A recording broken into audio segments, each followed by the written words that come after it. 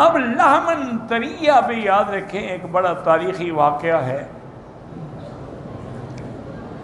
ایک آدمی نے قسم کھائی کہ واللہ لا آکل اللحم، مجھے اللہ کی قسم ہے میں گوشت نہیں کھاؤں گا. قسم کھا لی. اس کے بعد اس نے مچھلی کھا لی. پھر خیال آیا یار میں نے تو قسم کھائی تھی کہ گوشت نہیں کھانا.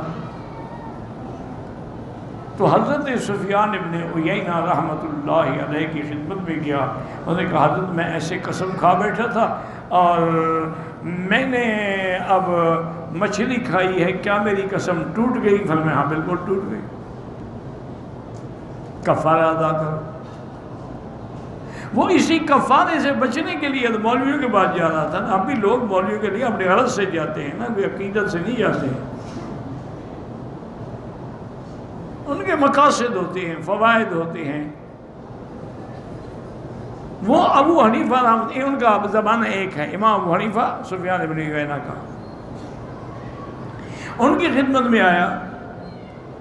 انہوں نے کہا حضرت میں نے قسم کھائی تھی کہ لا آکل اللحم، لحم نہیں، گوشت نہیں کھاؤں. میں نے مچھلی کھا لی تو میرے اوپر کفارہ؟ فرمایا کوئی کفارہ نہیں. انہوں نے کہا سفیان ابن عیینہ فرماتے ہیں کفارہ ہے. آپ فرماتے ہیں کوئی کفارہ نہیں. اب میں کہاں جاؤں؟ انہوں نے کہا اچھا پھر ایک دفعہ پھر پوچھ لینا.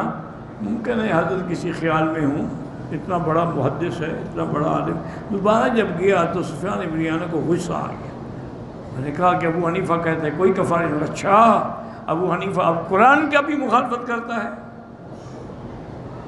پہلے تو ہم نے سنا تھا کہ وہ حدیث نہیں مانتا، اب قرآن کو بھی نہیں مانتا. انہوں نے کہا کیا مطلب حضرت؟ انہوں نے کہا قرآن نے مچھلی کو کہا ہے لحمن طریہ، گوشت تازہ. تم نے بھی قسم گوشت نہ کھانے کی کھائی تھی، تو مچھلی جب کھا لی تو گویا گوشت کھا لیا، تمہاری قسم ٹوٹ گئی. امام صاحب کہتے ہیں قرآن کی مخالفت کرتے ہیں. وہ بندہ پھر آ گیا امام صاحب اور نے کہا جی حضرت ناراض ہو گئے. وہ کہتے ہیں ابو حنیفہ خالف کتاب اللہ، اللہ کے قرآن کی بھی مخالفت کرتا ہے. انہوں نے کہا کیا میں نے مخالفت کی؟ انہوں نے کہا قرآن میں نہیں ہے لحمن طریہ. انہوں نے کہا ٹھنڈے ہو جاؤ اور ناراض نہ ہو، 2 دن کے بعد آنا، ابھی کفارہ نہ دینا. اس کے تو پیسے بچ رہے تھے نا. انہوں نے کہا ٹھیک ہے 2 دن صبر کر لیں گے.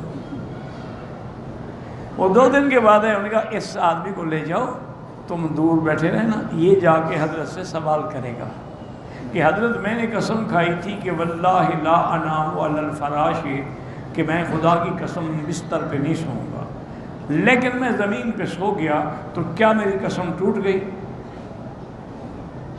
اس نے آ کے حضرت سے مسئلہ پوچھا. انہوں نے کہا نہیں ٹوٹی، تم نے قسم کھائی تھی بستر پہ نہیں سوؤں گا، تم تو مٹی پہ سوئے ہو. انہوں نے کہا جی قرآن تو کہتا ہے الذی جعل لکم الارض فراشا، ہم نے زمین تمہارے لیے بچھونا بنایا ہے، تم قرآن کی مخالفت کر رہے ہو.